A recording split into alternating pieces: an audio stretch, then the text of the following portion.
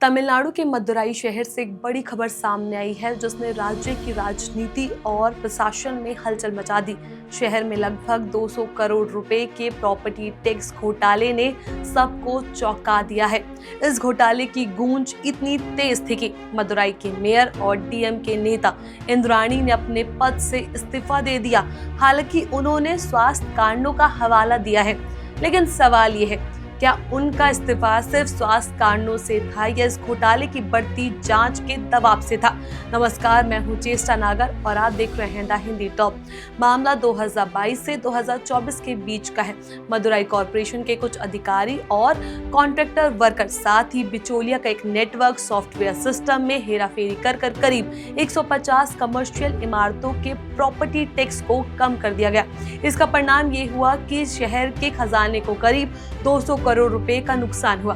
ये घोटाला इतना बड़ा और योजनाबद्ध था कि इसे रूटीन ऑडिट के दौरान ही पकड़ लिया गया। तत्कालीन कॉरपोरेशन कमिश्नर दिनेश कुमार ने 6 सितंबर 2024 को इस मामले की पुलिस में शिकायत दर्ज कराई थी। इस घोटाले का राज एक पार्षद की PIL ने खोला। AIADMK के इस पार्षद ने मद्रास हाई कोर्ट में ये केस दाखिल किया और DMK शासित मदुराई कॉरपोरेशन पर सिस्टमैटिक भ्रष्टाचार का आरोप लगाया।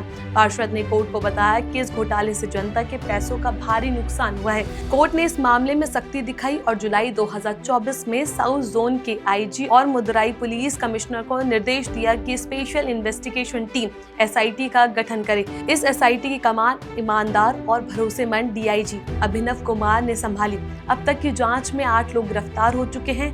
इनमें मदुराई कमिश्नर के एक पूर्व असिस्टेंट कमिश्नर और मेयर के पति पवन वस्तन भी शामिल हैं। पवन हाल ही में जमानत पर रिहा हुए थे। हालांकि घोटाले की जांच में उनका नाम अभी भी जुड़ा हुआ है।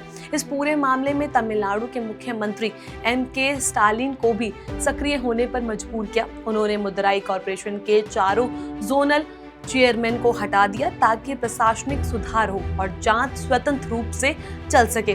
राजनीतिक पृष्ठभूमि भी इस मामले में बड़ी भूमिका निभा रही है। AIADMK इस घोटाले को DMK के खिलाफ एक बड़ा हथियार बनाने की तैयारी में है। उनका दावा है कि DMK के शासन में शहर का खजाना लूट का शिकार हुआ और इसे जनता के सामने लाना जरूरी है। वहीं DMK नेताओं का कहना है कि जांच चल रही है और जो भी दोषी होगा उसे कानून के तहत दंड मिलेगा। इस मामले की सच्चाई अब धीरे धीरे सामने आ रही है। शुरुआती जांच में स्पष्ट हुआ कि घोटाले में सिर्फ अधिकारियों की भूमिका नहीं थी, बल्कि कॉन्ट्रैक्ट वर्कर और बिचौलियों का भी जाल था। ये नेटवर्क इतनी कौशलता से काम कर रहा था कि आम जनता और नियम के उच्च अधिकारियों को भी इसकी भनक नहीं लगी। वहीं मीडिया और सोशल मीडिया पर भी इस मामले में हलचल मच गई है। लोग सवाल कर रहे हैं कि अगर 200 करोड़ रुपए की प्रॉपर्टी टैक्स घोटाले में मेयर और उनके पति का हाथ था, तो क्या शहर की जनता का भरोसा फिर से निगम पर कायम रहेगा? क्या प्रशासन पूरी तरह से दोषियों को पकड़ पाएगा? इंद्राणी का इस्तीफा राजनीतिक दृष्टि से भी महत्वपूर्ण है। इससे DMK पर दबाव बढ़ा है और विपक्षी पार्टी AIADMK इसे चुनावी हथियार बना रही है। इस घोटाले ने साफ कर दिया कि राजनीतिक नेतृत्व और प्रशासन में पारदर्शिता कितनी जरूरी है। घोटाले की जांच अभी तक जारी है। SIT के पास इस मामले के सभी साक्ष्य मौजूद है और उन्होंने अब तक 8 लोगों को गिरफ्तार किया है। इनमें कई उच्च अधिकारी भी शामिल है। इस जांच में ये भी पता चला कि इतनी बड़ी योजनाबद्ध तरीके से सार्वजनिक धन का दुरुपयोग किया गया था। इस मामले में तमिलनाडु की राजनीति में एक नया सस्पेंस पैदा कर दिया है। जनता देख रही है कि क्या इस घोटाले में शामिल सभी लोग कानून के कटघरे में आएंगे या सत्ता और राजनीतिक दबाव से कुछ बच निकलेंगे।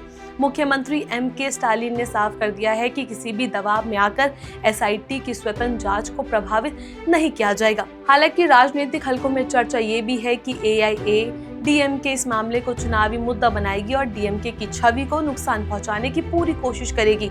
वहीं DMK नेताओं का कहना है कि मामले की जांच निष्पक्ष है और दोषियों के खिलाफ कड़ी कार्रवाई की जाएगी। इस पूरी कहानी में अब तक सामने आया कि घोटाले का दायरा बहुत बड़ा है। सिर्फ मेयर या उनके पति ही नहीं, बल्कि निगम के कई कर्मचारी और बिचौलिया इसमें शामिल थे। SIT अब इस जाल को पूरी तरह से उजागर करने में जुटी हुई है।